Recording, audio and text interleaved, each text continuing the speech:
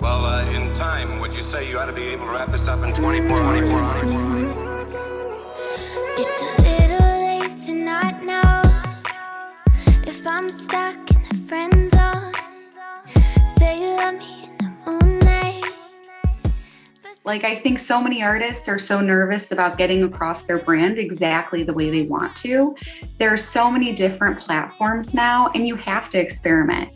So like the amount of artists that we discuss TikTok with, and then they post a couple times and it doesn't do so well, and they're going, well, there's no reach, like this is stupid, why am I trying? You have to keep switching up, and it's way more about consistency than it is about getting what you're putting out there exactly right. And it can adjust based on, the artist and what they want to do and how they want to be seen. But, there are some games you just have to play at some point. Will I ever feel like this again?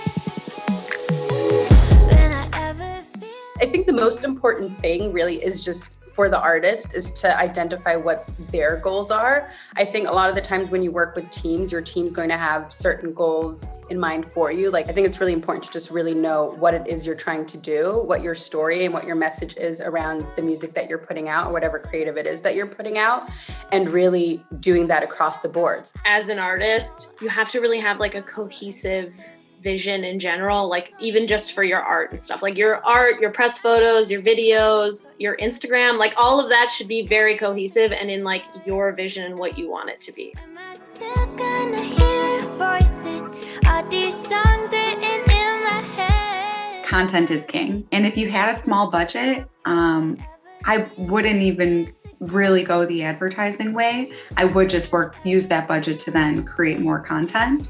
If you do have to run ads, maybe YouTube, Instagram are kind of the better platforms for that. But just making that content and then being able to cut it up in different ways across the different platforms and try to just keep building that and make it unique and engaging. Ever feel like this again?